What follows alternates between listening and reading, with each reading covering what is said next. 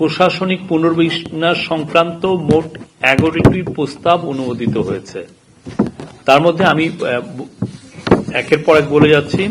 সরকারের রাজস্ব আহরণ ব্যবস্থাপনায় স্বচ্ছতা, জবাবদিহি এবং গতিশীলতা বৃদ্ধিকরণের লক্ষ্যে অর্থ মন্ত্রণালয়ের আওতায় রাজস্ব নীতি বিভাগ ও রাজস্ব ব্যবস্থাপনা বিভাগ নামে দুটি প্রশাসনিক বিভাগ গঠনের প্রস্তাব অনুমোদিত হয়েছে। আপনারা জানেন এটা বেশ আগেই এটা নিয়ে ডিসিশন হয়েছিল এবং সেই জন্য অনেক কাজ এগিয়েও গেছে, কিন্তু এখন যেহেতু এটা প্রশাসনিক নিকারের মিটিং, এটা একটা এটা অনুমোদিত হওয়াটা হচ্ছে সরকারি বিধান, তো সেই অনুযায়ী আজকে এটার অনুমোদিত হয়েছে। এবং এনবিআর এর যে বর্তমান চেয়ারম্যান উনি বলেছেন যে এই পুরো দুইটা বিভাগ ফাংশনিং শুরু করা ওনারা এক্সপেক্ট করছেন যে এটা ফেব্রুয়ারি মাসে এই দুইটা বিভাগ পুরোপুরি কাজ শুরু করবে সেপারেটলি। উল্লেখ্য, এ বিষয়ে ইতিমধ্যে রাজস্ব নীতি ও রাজস্ব ব্যবস্থাপনা অধ্যাদেশ 2025 জারি করা হয়েছে। দ্বিতীয় এজেন্ডা হচ্ছে স্বাস্থ্য সেবা বিভাগ ও স্বাস্থ্য শিক্ষা ও পরিবার কল্যাণ বিভাগ দুটিকে একত্রীকরণের মাধ্যমে স্বাস্থ্য ও পরিবার কল্যাণ মন্ত্রণালয় পুনর্গঠন করার প্রস্তাব অনুমোদিত হয়েছে। এছাড়া মহিলা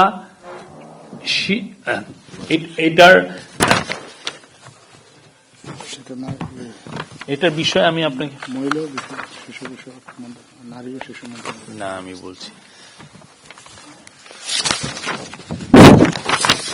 স্বাস্থ্য পরিবার কল্যাণ মন্ত্রণালয়ের বিভাজনের মূল উদ্দেশ্য ছিল সেবা সহজীকরণ, স্বাস্থ্যসেবা প্রদানের দায়িত্ব স্বাস্থ্য সেবা বিভাগ এবং চিকিৎসা শিক্ষা প্রতিষ্ঠানসমূহ, মেডিকেল কলেজ, বিশ্ববিদ্যালয়, নার্সিং ইনস্টিটিউট এবং মাতৃ শিশু স্বাস্থ্য পরিবার পরিকল্পনা কর্মসূচি পরিচালনার দায়িত্ব স্বাস্থ্য শিক্ষা ও পরিবার কল্যাণ বিভাগের অন্তর্ভুক্ত করা হয়।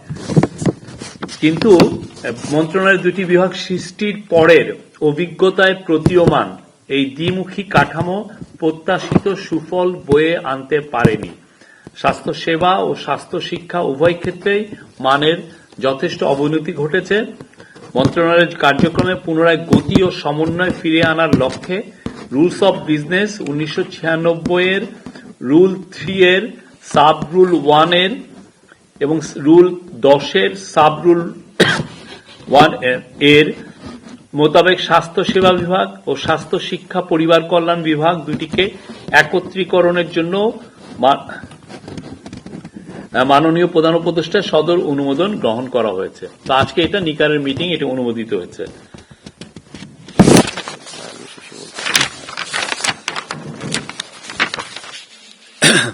আরেকটা হচ্ছে যে আজকে নারী ও আগে মহিলা ও শিশু বিষয়ক মন্ত্রণালয় ছিল, এটার নাম পরিবর্তন হচ্ছে নারী ও শিশু মন্ত্রণালয়।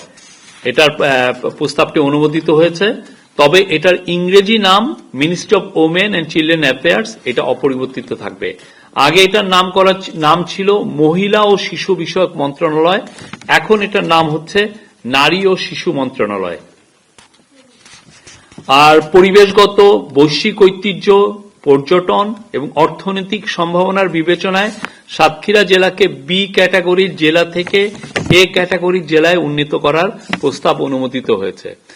বৈঠকে এটাও ডিসকাশন হয়েছে যে সাতক্ষীরা, আপনারা জানেন গত স্বৈরাচারের সময়ে সাতক্ষীরার মানুষের উপর ভয়ানক নির্যাতন চালানো হয়েছিল। আর আপনি জানেন সাতক্ষীরাতে সুন্দরবন আছে, সাতক্ষীরার এখন সাতক্ষীরার ভোমরা বন্দর এখন একটা খুবই গুরুত্বপূর্ণ একটা বন্দর হিসেবে ইমার্জ করেছে এবং সাতক্ষীরা আমাদের দেশের জন্য এইটা একটা খুবই ইম্পর্টেন্ট একটা ডিস্ট্রিক্ট। তো সেটা বিবেচনায় এটাকে এ ক্যাটাগরি ডিস্ট্রিক্ট হিসাবে অনুমোদিত হয়েছে।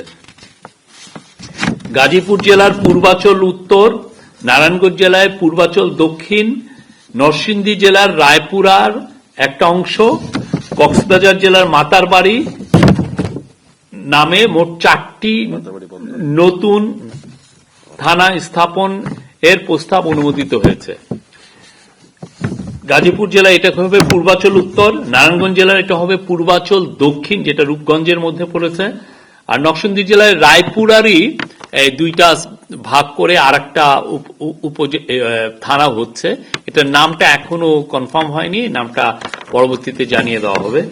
আর কক্সবাজার জেলার মাতারবাড়ি থানা, আপনি জানেন মাতারবাড়িতে খুব আমরা ডিপ সি পোর্ট করছি, অনেকগুলো ইম্পর্টেন্ট কি পয়েন্ট ইনস্টলেশন আছে, যেখানে অনেকগুলো বড় বড় পাওয়ার প্ল্যান্ট আছে, অন্যান্য লজিস্টিক্যাল ফ্যাসিলিটিস তৈরি করা হচ্ছে, ওইখানে ফিশিং একটা হাব তৈরি করা হবে।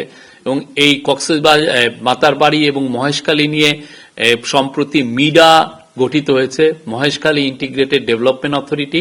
সেই জন্য এইটার বিবেচনায়, এইটার গুরুত্ব বিবেচনায় এখানে একটা নতুন থানার প্রস্তাব অনুমোদন হয়েছে, এটার নাম হবে মাতারবাড়ি থানা।